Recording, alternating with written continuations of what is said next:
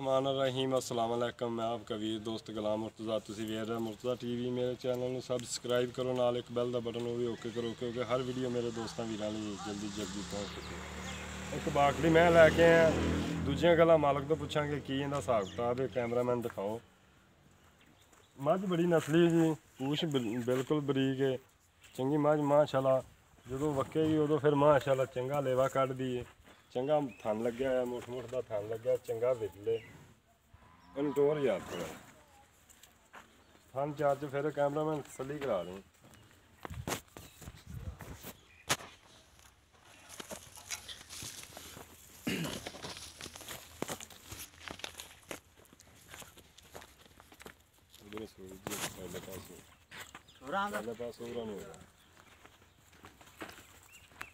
सिंह ने काली शाह मझ मत्था थोड़ा सफैद है, एक कड्डी दी मैं चंगी लम्मी चौड़ी मैं।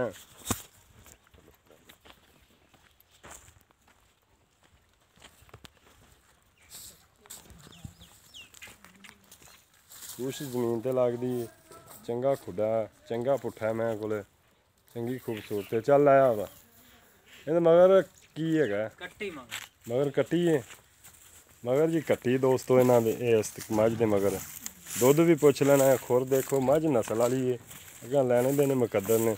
दूजियां गल्लां आपां इहदे तो पुछ लैने की इहदा हिसाब किताब है। मगर कट्टी केड़ी है? हाँ जी कट्टी है, बड़ी खूबसूरत कट्टी है, चंगी माशाअल्लाह नस्ल वाली कट्टी, चंगा विरले कट्टी दे। कट्टी नहीं टोरे ना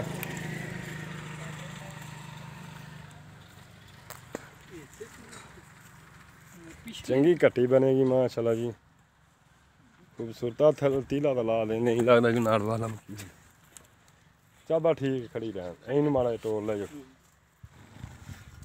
चंगी काली शाह कट्टी जी मगर चाबा ने दे लाया।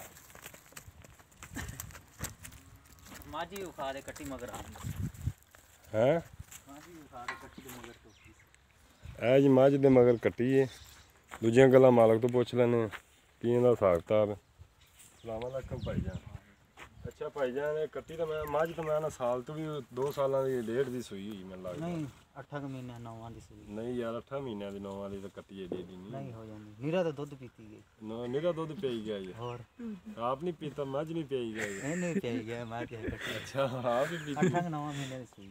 अच्छा चलो दा दोस्त देख लैन दे किदों दी सूई। मझ थले दूध किन्ना को 3 किलो 3 किलो ये नवी आसूस हुई है 20 दिनों की हुई है। पक्की गल है मौलवी झूठ ना मारी। पक्की गल है लेकिन देनी फंडरां च वो तो फंडरां च आप देनी, लेकिन नवी हुई पक्की गल है, झूठ नहीं मारना। नहीं नवी हुई क्योंकि झूठ मारन वाला बंदा बशकींदा नहीं होंदा। नहीं नवी तो हुई अगा नसीब अगा दा नसीब ने दोस्तां दे। हाँ ते किनवे सूबे मझ?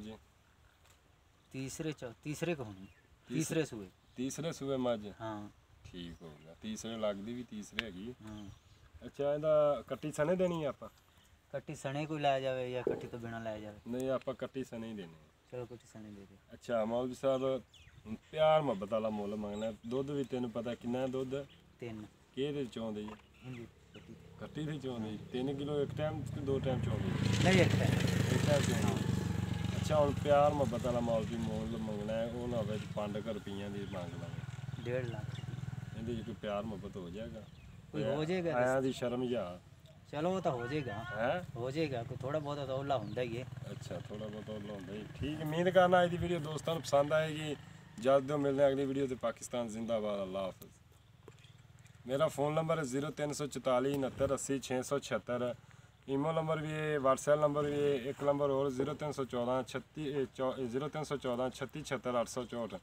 दोवें नंबर से मेरे रबता कर सकते हैं। किसी दोस्त ने पसंद आती तो इंशाल्लाह प्यार मुहब्बत करा लाँगे। इजाज़त दो मिलना अगली वीडियो से। पाकिस्तान जिंदाबाद। अल्लाह हाफिज़।